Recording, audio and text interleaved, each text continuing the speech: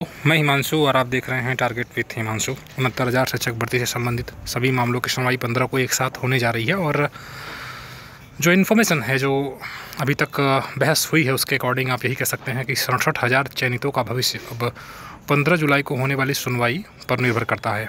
आप सभी जानते हैं कि बाद में बीएड को लेकर याचिका दाखिल की गई है जिसे कनेक्ट किया गया है और भारांक को लेकर भी याचिका दाखिल की गई है जिसे उसी सुनवाई के दौरान उस मामले को भी सुना जाएगा, ऐसा कोर्ट पहले ही कह चुकी है।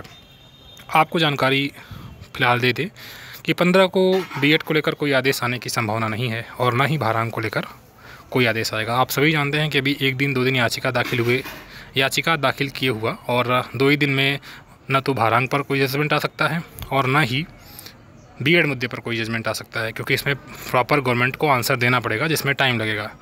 और इसी बात को हमने पिछली वीडियो में बताने की कोशिश की। कुछ लोग इस पर नाराज़ हो गए कि भारांक पर आप क्यों ऐसा कह रहे हैं कि भारांक कम नहीं होगा। मैंने ये नहीं कहा था। मैंने कहा था कि भारांक 15 की सुनवाई में क्लियर नहीं होगा।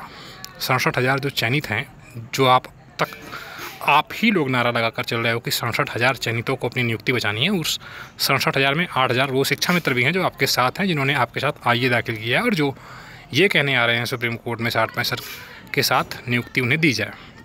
तो सारी चीज़ों को आपको समझना है। मैंने आपको बस यही बताने की कोशिश की है कि सबसे इम्पॉर्टेंट या 15 की सुनवाई जो आप इतने दिन से 2 महीने से 1 महीने से इंतज़ार कर रहे हो, वो इसी बात को लेकर कर रहे हो कि 67,000 जो चयनित हुए हैं उनकी काउंसलिंग प्रक्रिया आगे बढ़े। ठीक है, और ये काउंसलिंग प्रक्रिया तभी आगे बढ़ेगी जब सुप्रीम कोर्ट मुख्य मुद्दे पर बहस करेगा, वो है कट ऑफ 40-45 वर्सेज 60-65। और आप अगर 67,000 की लिस्ट में हैं तो आपका प्रथम उद्देश्य इसी चीज़ को बचाना है, जो 67,000 की चयन सूची आई है और काउंसलिंग प्रक्रिया आगे बढ़े। आप सभी जानते हो कि अभी तक सुप्रीम कोर्ट ने हाई कोर्ट डबल बेंच के आदेश पर किसी प्रकार से रोक नहीं लगाया है और 37,339 पद जो रिजर्व किए हैं उन्हीं पदों को अनरिजर्व कराने की प्रयास सरकार के द्वारा भी किया जाएगा और आपकी ओर से चाहे बीएड हो या बीटीसी हो, इन सभी अभ्यर्थियों द्वारा यही प्रयास किया जाएगा कि जो रिजर्व किए गए पद हैं उनको खाली किया जाए। मॉडिफिकेशन पर भी गवर्नमेंट के पास बहस करने का चांस है और अगर पूरे मेरिट पर कोर्ट जाती है तो पूरे मेरिट पर अपना पॉइंट रखना है, अपना पक्ष रखना है।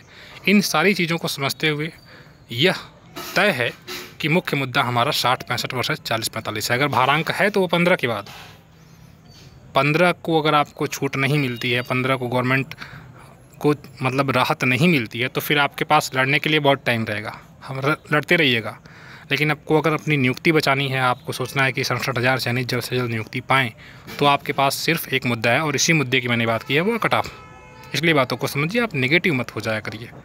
ठीक है, तो जैसा कि जानकारी मिला है, हर टीम ने अपना बेस्ट देने का प्रयास किया है। आरोप प्रत्यारोप को छोड़कर, चाहे वो बीएड के अभ्यर्थी हों, उन्होंने कोई टीम बनाई हो, चाहे बीटीसी के अभ्यर्थियों द्वारा, हर कोई अपना मतलब जितना उससे हो सकता है बेस्ट देने की कोशिश किया है, बेस्ट एडवोकेट करने का प्रयास किया है और एक दूसरे पर आरोप प्रत्यारोप लगाने के बजाय एक साथ होने की ज़रूरत है। 2 दिनों बाद आपकी महत्वपूर्ण 69,000 सुनवाई है, कट ऑफ मुद्दा, और सरकार अपना पक्ष रखे सॉलिड तरीके से। हाँ, ये जो चीज़ आपके सामने आएगा वो बीएड को लेकर ज़रूर आएगा और जो विरोधी हैं उनकी जो बहस होगी वो बीएड को लेकर इसलिए होगी क्योंकि उन्होंने यही करने के लिए ही वो केस किया है। वो जानते थे कि अगर किसी प्रकार से गवर्नमेंट को डबल बेंच के आदेश पर राहत मिल जाती है और अगर पद अनरिजर्व कर दिया जाता है और 60-65 पर पूरी भर्ती प्रक्रिया को शुरू करने का आदेश दिया जाता है, तो वो यही कहेंगे कि बीएड मुद्दा है और बीएड के अभ्यर्थी शामिल हैं, उनको लेकर याचिका इनकी पेंडिंग है और इसलिए यह भर्ती पर रोक लगाने की मांग करेंगे और ये कोर्ट से प्रेयर करेंगे कि जब तक बीएड पर पूरी की पूरी सुनवाई नहीं हो जाती है तब तक